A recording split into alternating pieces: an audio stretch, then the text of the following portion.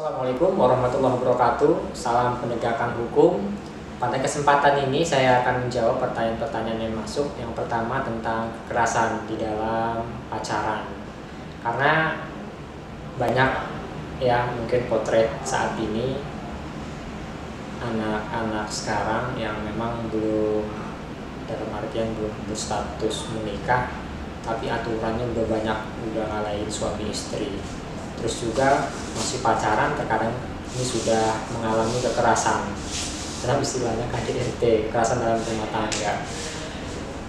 Saya akan coba menjelaskan tentang masalah kekerasan ketika pacaran.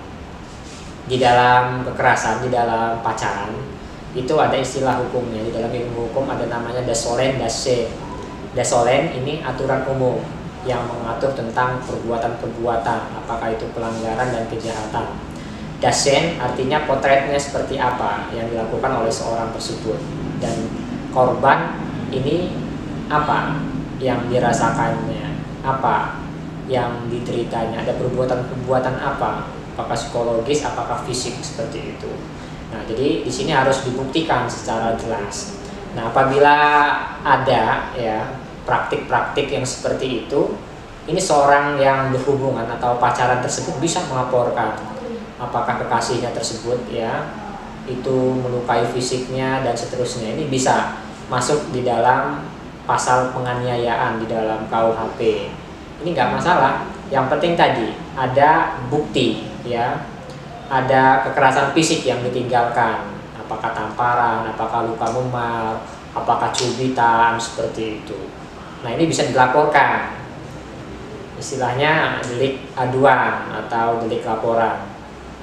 Begitu juga kalau misalkan yang lagi pacaran ini sering terjadi, mungkin ada foto, ada video, ya kan, ini yang sifatnya privasi, privat ya, tapi tadi di-share mana-mana. Kalau nggak, mungkin ada kata-kata, nih kalau kamu nggak ngasih saya ini, nanti saya share nih foto atau video. Nggak apa-apa, ini dilaporkan, bisa juga masuk di dalam pemerasan di sini ya, atau mungkin pasal dalam pengancaman.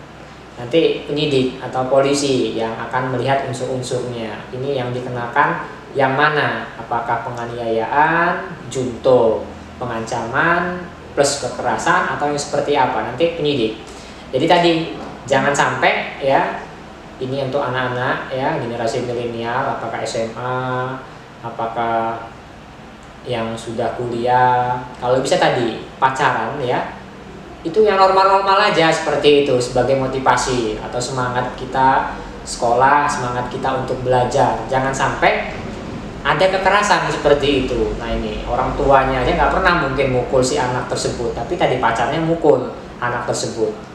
Nah, terus gimana kalau misalnya yang ternyata yang mengalami kekerasan ini perempuan yang melakukan, laki-laki yang merasakan, yang menjadi korbannya, apa laporin juga. Karena pernah saya cerita di channel saya yang sebelumnya, pernah saya dampingin klien saya ya, wanita ini melakukan KDRT kepada suaminya. Suaminya melaporkan karena suaminya itu pipinya memar seperti itu, dilempar dengan asbak.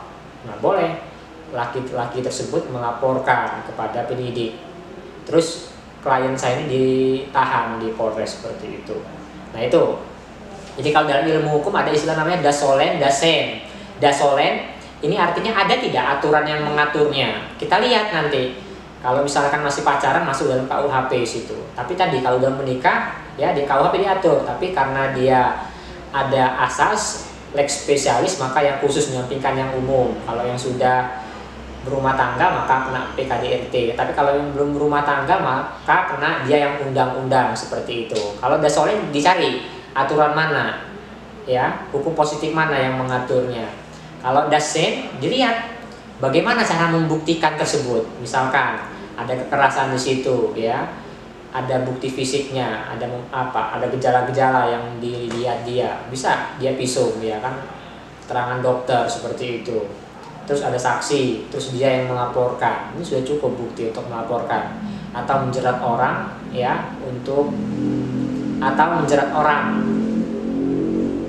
menjerat orang sebagai laporannya karena sudah melakukan penganiayaan gitu. Kekerasan itu masuk di dalam penganiayaan. Kalau misalkan dia melukai fisik seperti itu. Jadi harus dibuktikan. Jadi jangan sampai ya masih pacaran ini sudah melakukan hal-hal yang tidak sepatutnya seperti itu. Kalau bisa nggak usah pacaran lah kayak gitu.